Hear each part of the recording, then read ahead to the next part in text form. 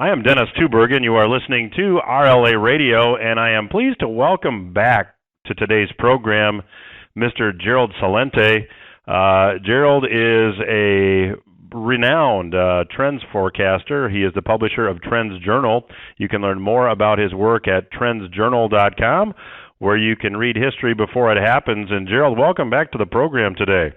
Oh, thanks for having me on. So, Gerald, we talk about the headlines, the coronavirus. What gives? Where's this going to end? Goodbye, Rosie, Queen of Coronavirus. Is that the one? Well, I'm looking at the numbers, and they don't add up to be very big. And what do we have at this time? About 1,500 people dead of the virus. Last year in America, 61,000 people died of the flu.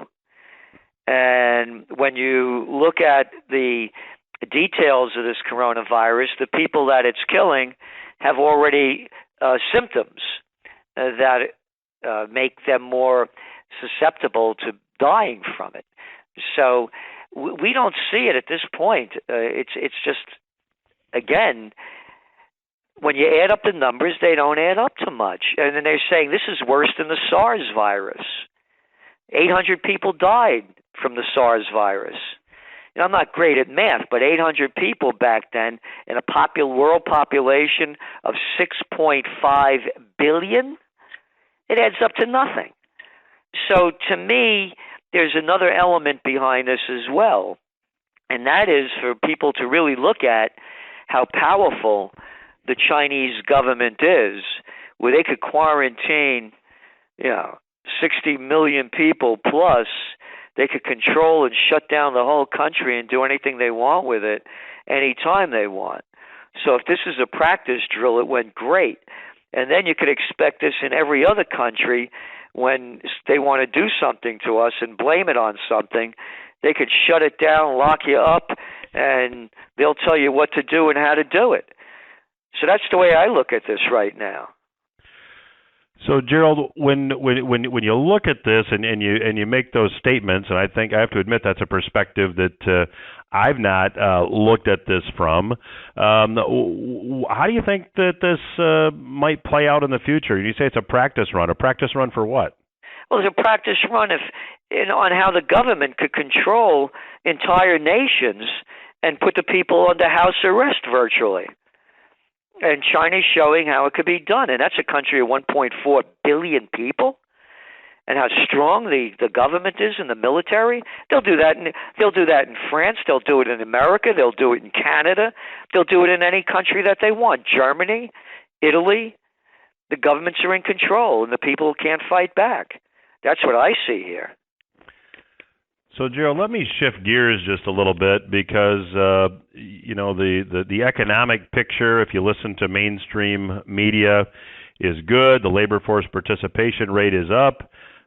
Give me your view as to the health of both the U.S. and the world economy. Well, we'll tie this back into the coronavirus. This thing is going to hit China's economy. It happened just at the start of their Lunar New Year. And that's a time to celebrate, party, go out and spend and travel. And that closed down. So it's going to take a hit on their economy, and their economy is already facing stagflation. In other words, their growth isn't accelerating and inflation is going up. So it's going to have a negative impact. On the global economy, there's already a slowdown. I mean, look at the facts. They had a great last quarter over there in Europe. Yeah, it grew the grand total of 0.1%. Look what's going on in Mexico. Recession. Go around the world. Take a look at the markets. Take a look at the numbers. The markets are in total contradiction of what the rest of the global economy is doing. They just had an election in Ireland. The party that won was totally unexpected to win. Why did they win? Well, according to the polls, people aren't making any money. They can't afford rents. They can't afford health care. Homeless issues. And then you go around the world and it's the same thing. Hey, lovely time going on in Chile. Oh yeah, the protests are still going on and they're still shooting people. And what are they protesting about? The same thing. All the money's at the top, government corruption, and the people have nothing. When people have nothing left to lose, they lose it. So looking at the global economy, there's a slowdown. It's been artificially propped up with monetary methadone that they call quantitative easing. And what they're also doing now, of course, is in the repo market, injecting more dough into the market so the traders, the Wall Street traders, could gamble. And it's going on around the world as they lower interest rates, making money cheap, so the addicted gamblers could keep gambling. So what's going on in the equity markets has absolutely no correlation to what's going on in the general public. So in the numbers that you mentioned about the job numbers and on, the job numbers, you get, where's the growth? Oh, in healthcare? Oh, in warehouse work? That's where the biggest growth is. Hospitality sector. Isn't that a nice name, hospitality sector? Working as waiters, waitresses, and in hotels making beds and things. Not that I'm degrading that at all, not at all. I was a bartender for a lot of years, a young man. However, you can't make a real life's earnings on a lot of those jobs. So that's why when you see what's going on in the real world and you look at the real numbers, it's not a good show. And we're looking now, for example, at people, they can't pay their bills. You're looking at credit card debt in the United States just escalated a couple of $100 billion, and now Americans are what? Some over $14 trillion in debt. 1 in 3 American workers run out of money before payday.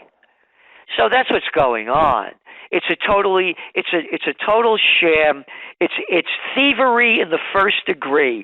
According to the Levy Institute at Bard College, the Federal Reserve, the banksters, the crooks that we have to bail out, got $29 trillion with a T, $trillion since late 2007 to 2010. The whole thing is a scam. And that's why you're seeing these revolts going on around the world, but you won't see them in the United States or Canada because the people don't have the fight to do it. Gerald, and if you're just joining us, we're chatting with Gerald Celente. He is the publisher of Trends Journal. I would encourage you to check out his work at trendsjournal.com, where you can read history before it happens. And Gerald, you said something that I think maybe shocked some of our listeners, that the Fed is engaging in QE, although we're not supposed to call it that, to prop up the repo market, which most people understand is the overnight lending market between banks. And you said this is just giving the gamblers more money to gamble. Can you explain to the listeners exactly what you mean by that? Yeah, they borrow the money overnight at virtually no interest rates, 1.55% interest rates, while we, the stupid little ignorant people, the workers of Slavelandia, when we get credit cards, what do they charge us? 17% and above. But the in-crowd, they get the money for free. They're gamblers. They're overnight traders that do this, that get this money. And that's what they're doing with it. So the repo markets have already, since September 17th of last year to the middle of January, they've pumped in $7 trillion. Unbelievable. So, Joe, where does it stop? I mean, we're seeing, the real inflation rate obviously is reflective of all this money creation, or this monetary methadone, as you call it. Where does it stop? I mean, it seems like the Fed is painted in a corner. They've got no choice but to keep printing money. And what's the end game here? The end game is it's going to collapse, just like it did in 2007, and they're running out of the drug to, it's just like an addict. An addict keeps taking a drug, keeps taking a drug, and then finally there's, they OD. And that's what's going on now. And you made the point that they won't. How dare you call quantitative easing quantitative easing? Exactly. We're not calling it quantitative easing, even though it's quantitative easing. Who the hell do you think you are? You know who I am? I'm the Fed chair. I got up here by bending over and taking it up you-know-what, because that's the way you rise to the top in this game. And you're telling me that this isn't quantitative easing? It's one big criminal activity in front of the people's face. They're stealing the money from us and giving it to them. And then you had that other little slimy, low-life character that's now back working with the White Shoe Boys, that Eric Holder. Yeah, Holdis, the former Attorney General under Obama. The banksters that get convicted of fraudulent activities. Not one went to jail. You know why? Because Holder said they're too big to jail. Well, you get pulled over by a cop. You're going 8 miles over the limit. Your signal light wasn't working. Where were you? Get out of the car. Stand on your head. Repeat the alphabet backwards. Justice means just us. And that's why I'm going back to the coronavirus, to show you how a country can be totally controlled by the slimy people running it. The presidents, the prime ministers, the chancellors, and the congresses, and the parliaments. All they are paid off crooks from the gangsters, who are the banksters and the other ones, the big corporations that are in control. So, Gerald, we've got just a minute left in this segment, and the good news is, if you're just joining us, Mr. Celente will be joining us again in the next segment. So, do you see a collapse that looks like 2007? Stocks go, real estate goes, or does it look different this time? This time it's different. It's going to be the greatest depression, and I'm forecasting it's going to happen in 2021. Well, we're going to have to leave it there. Our guest today is Mr. Gerald Celente. He will be back in the next segment, so stay with us. RLA Radio will return. You are listening to RLA Radio. I'm Dennis Tubbergen. I am chatting today with Mr. Gerald Celente. Mr. Celente is the longtime publisher of Trends Journal. You can visit his website to learn more about his work at trendsjournal.com. And Gerald, we kind of ended the last segment a bit abruptly when you were forecasting a Great Depression beginning in 2021. Talk about, in your view, what this looks like. How will the average person be affected? Will it be like the one in the 30s? No, it'll be worse. It's the greatest depression. Go back to the 1930s, 90 years ago, right? How many people were on the planet? 2 billion. How many do we have now? 7.7 billion. 5.7 billion people added in 90 years? Oh, well, I'm a population expert. Shove it. Nobody's a population expert. Nobody's ever dealt with this. These numbers are off the charts. So now, when you put in robotics, when you put in artificial intelligence, when you put in all these people and the inability to get jobs for them to work, you have a situation that made the Great Depression look like just a recession. Homelessness skyrocketing. Refugees, migrants, flooding, human waves leaving countries that of poverty, violence, corruption, doing anything they can to escape. You're looking now at crashes in equity markets that will mirror that of the last depression, in the sense that this time it's going to take over a decade or more for the markets to start coming back, because they're already overvalued. The PE ratios are way above where they should be. They're over 26. They should be around 16. And then you're going to start seeing more and more civil wars within countries. Again, when people lose everything and have nothing left to lose, they lose it. And they've run out of the monetary methadone. You already have negative interest rates in Europe, minus 0.5%. You can't make this stuff up.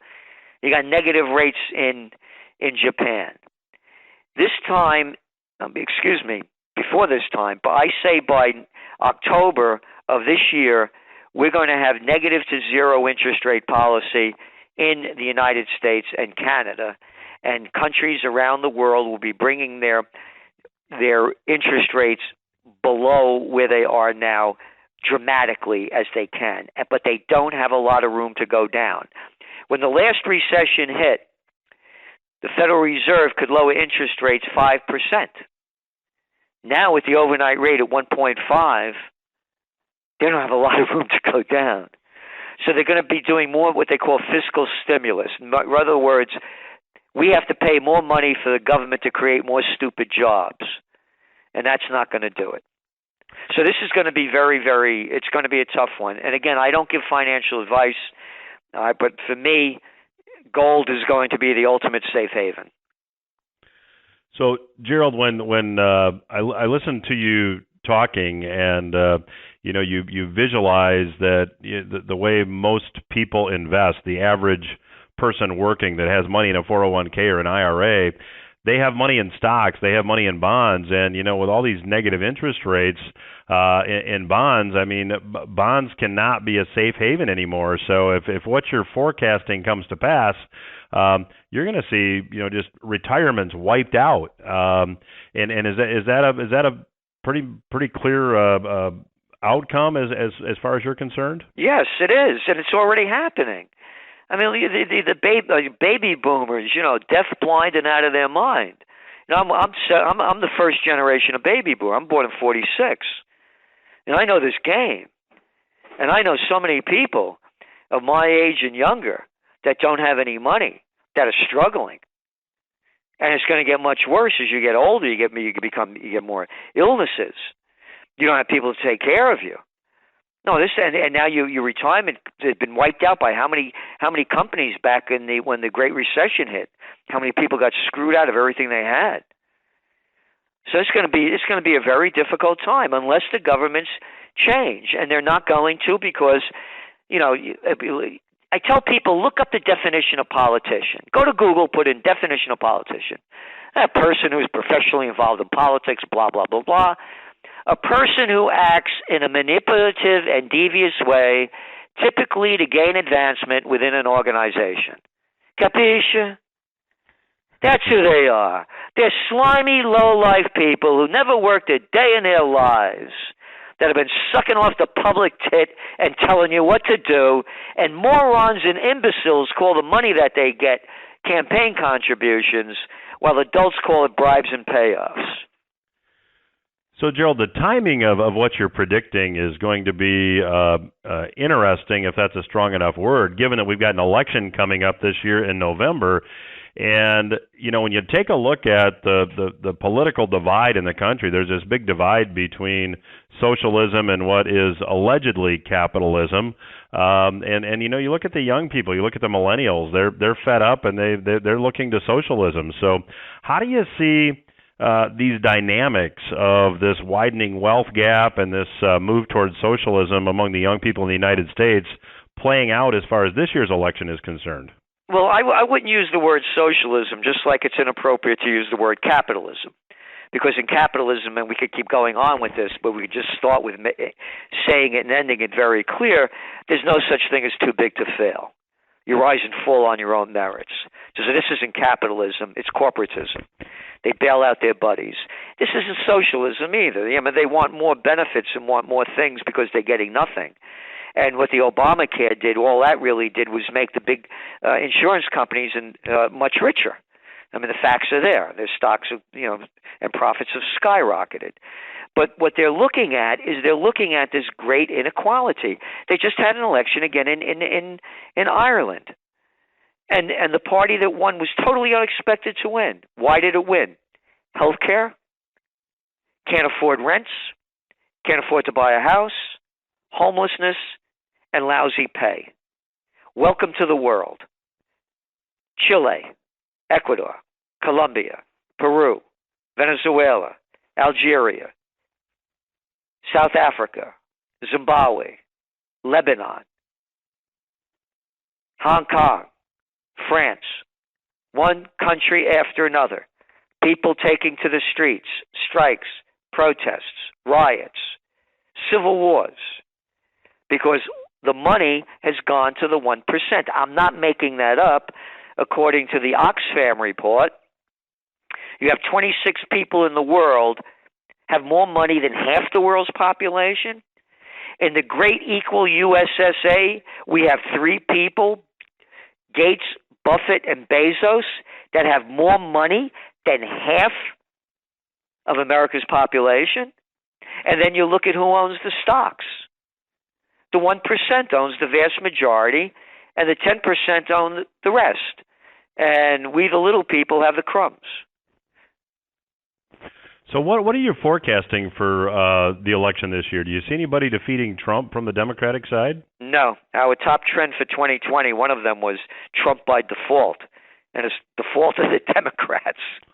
It's a joke. I call them the repulsivekins and the dummocraps. I mean, look at these. I mean, look at them. I mean, what person with an ounce of self-respect would take orders from any of these people? Could you imagine Chucky Schumer, Pelosi coming in and telling you, listen, Dennis, you do this, or Mitch McConnell or Lindsey Graham giving you orders, or tough little boy Mitt Romney, a little squeaky nothing? Look at these people. So, no, the whole thing, it's a joke. It's a joke. Whoever wins is just going to be the leader of the mob. And when I say the mob, by their deeds you shall know them. What's your favorite war? Did you like the Bill Clinton destroying Iraq and having Madeleine Albright on 60 Minutes? Anybody could Google it up with Leslie Stahl. When Leslie Stahl asked Madeleine Albright when she was UN ambassador under Clinton, is the price of 500,000 Iraqi children dead worth the sanctions? And she said, yes, it is. And then we have, do you like the Afghan war that's going on for 19 years? Maybe the Iraq war based on lies. That guy Assad, he has to go. I don't like him. I want him out of there. That was the Nobel Peace of Crap Prize winner, Obama, the Syrian war that he started, along with Hillary Clinton, Samantha Power, Susan Rice. Assad has to go. So look what you're looking at. And then I talk about, so they're murderers and they're thieves. They steal our money. It's right in front of everybody's eyes. You're a big corporation. I'll tell you what I'm going to do. I'm going to give you a tax break. We're going to call it a tax break, but what we're going to do is going to steal the money from the people and give it to you. So whoever wins makes no difference. It's just more of the same. Every country that I mentioned before, there are protests and trying to overthrow the establishment governments, the establishment gangs that are running the show, except in the United States and Canada. So, Gerald, we've got maybe a minute left. You made a comment that you thought by the election here in the United States, we could see negative interest rate policy. Do you see helicopter money also? Yep. They're going to do everything they can to keep the equity markets alive. And if anybody thinks the president doesn't have power over the Federal Reserve, look what Nixon did to Burns when he forced him to lower interest rates before the election, and what Paul Volcker said, he just passed away, he wanted to get his book out before he died, brought into the White House and told by James Baker, the chief of staff, with Reagan sitting next to him, you have orders from the president not to raise interest rates before Election Day. Trump is in charge. He's going to push interest rates lower. And again, these guys don't get to their position like Powell and all the rest in bureaucracies without bending over and sucking up and taking it up. You know where they do as they're told. So look for it 0 to negative interest rates by November. We're going to have to leave it there. Our guest today has been Mr. Gerald Celente. You can learn more about Gerald's work at trendsjournal.com. I'd encourage you to check it out. Gerald, always a pleasure to chat with you and appreciate your perspective very much. Love to have you back down the road. Love to be on. Thank you. Thank you so much for having me on. We'll be back after these words.